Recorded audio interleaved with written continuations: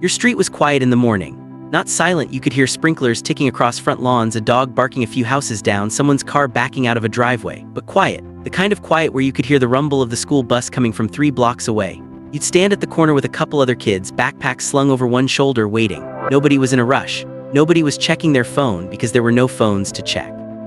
Just you, the morning air, and the certainty that your day would unfold the same way it always did. If you grew up in the suburbs between the 1960s and 1990s, you know there are certain things about that life that stick with you. 5 things, really, that made suburban childhood feel the way it did. This video walks through 5 everyday parts of suburban life that shaped what it meant to grow up there. Quiet streets, neighborhood kids, the mall on weekends, backyard barbecues, and those calm evenings when the whole block seemed to go to sleep at the same time. If any of this sounds familiar, drop a comment and let me know where you grew up.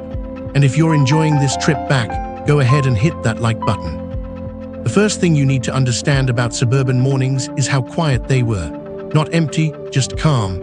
You'd step outside and the neighborhood was already moving in its slow, predictable rhythm. Sprinklers rotating across lawns, that steady tick-tick-tick sound mixing with the hum of someone's lawnmower a few houses over.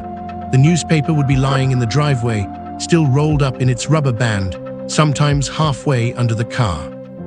If you were a kid, you'd wait for the school bus at the end of your street or at the corner of your cul-de-sac. Maybe 2 or 3 other kids would be there with you, shifting their weight from foot to foot, not saying much. You'd hear the bus before you saw it, that low diesel rumble echoing between the houses. When it finally pulled up, you'd climb on, find a seat, and settle in for the ride that stopped at what felt like every other house. Your mom or dad would stand at the front door or the living room window, watching until the bus pulled away. Sometimes they'd wave. Sometimes they'd just stand there, coffee mug in hand, making sure you got on okay. It wasn't helicopter parenting. It was just what parents did. The streets themselves were wide and lined with trees that met in the middle, creating tunnels of shade in the summer. Houses sat back from the road with little front lawns and driveways that all looked similar, not identical, but close. Ranch-style homes, split levels, garages with basketball hoops mounted above the doors. Everything felt orderly, safe, predictable. If you're younger, imagine waking up to that instead of notifications. Imagine your morning being measured by the sound of sprinklers and school buses instead of alarms and alerts. That's what suburban mornings felt like. Simple, calm, and somehow that simplicity made everything feel more real. After school, you didn't stay inside. You dropped your backpack by the front door, maybe grabbed a snack, and headed right back out. The neighborhood was full of kids doing the same thing. Bikes on the sidewalk, basketballs bouncing in driveways, chalk drawings covering the pavement, someone's sprinkler running, and kids running through it, shrieking and laughing. You didn't text your friends to see if they wanted to play. You walked over to their house and rang the doorbell. Their mom would answer, tell you to hold on, and yell up the stairs, "Tommy, your friend's here," and Tommy would come bounding down, and you'd both head outside without a plan. You'd just figure it out, ride bikes, climb trees, play kickball in the street, build forts in someone's backyard. The rule was simple: be home when the streetlights come on. That was your curfew, not a specific time, not a phone call, just the streetlights. When that orange glow started flickering on at dusk, you knew it was time. You'd pedal home fast, bike chain clicking, legs pumping, trying to beat full dark. Your parents didn't track you. They didn't know exactly where you were. They just trusted that you'd be home when you were supposed to be. And here's the thing: you were, because everyone followed that rule. It wasn't written down. It wasn't enforced with punishments. It was just understood. The streetlights meant go home.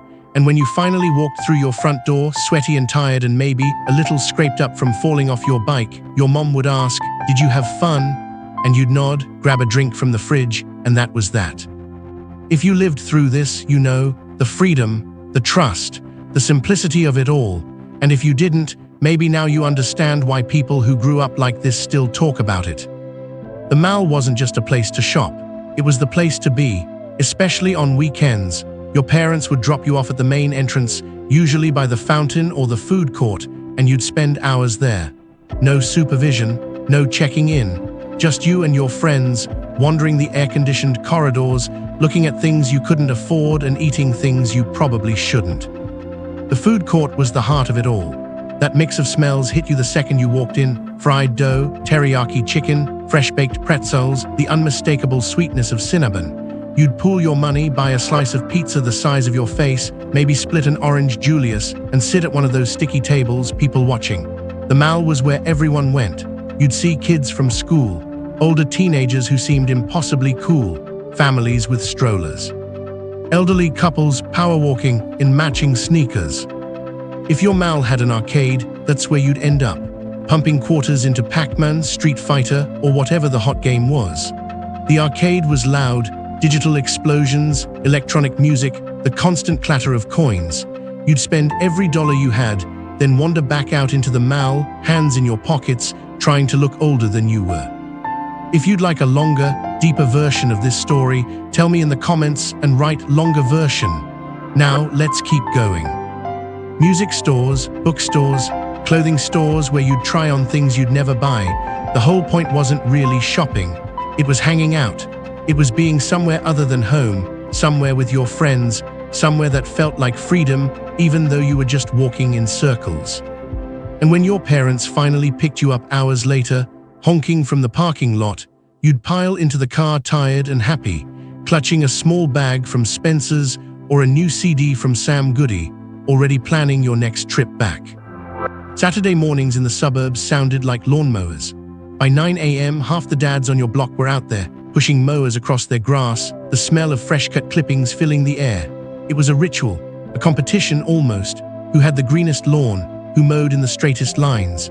Sprinklers would be running, garden hoses coiled in driveways, and someone would be washing their car, bucket of soapy water, radio playing classic rock from an open garage.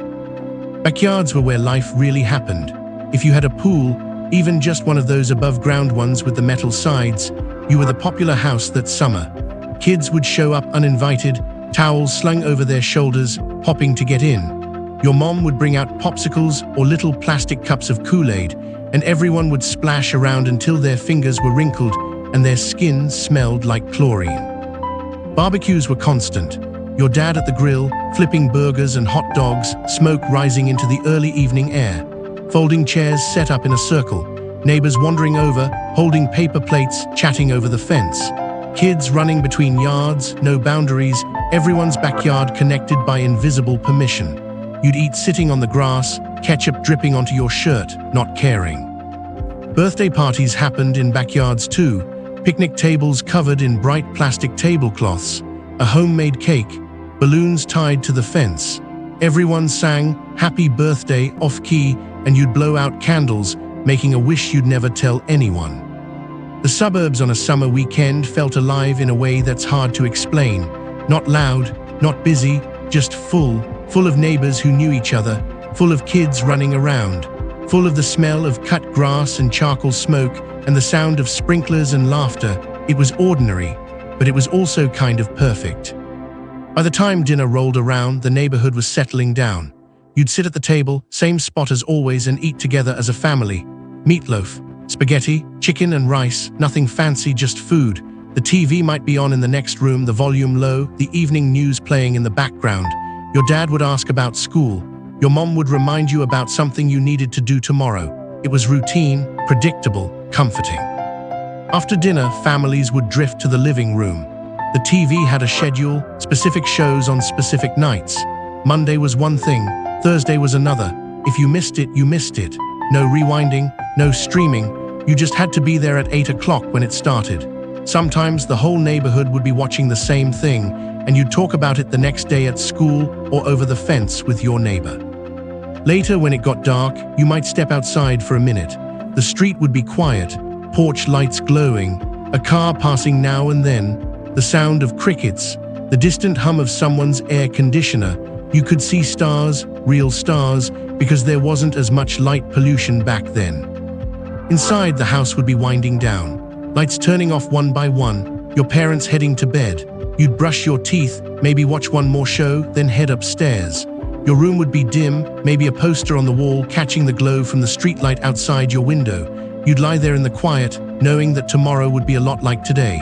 And honestly, that felt just fine. The suburbs weren't perfect, but they were predictable, safe, quiet, And for a lot of people, that's exactly what made them feel like home. Those are the 5 things. If you grew up in the suburbs, you probably remember at least some of these. The quiet streets, the freedom to roam, the mall on weekends, the backyards and barbecues, the calm evenings when the whole neighborhood seemed to settle in at once. It was a simple life, but it was a good one. Drop a comment and tell me which one of these hit hardest for you or what I missed. And if you want the full, longer version, just let me know.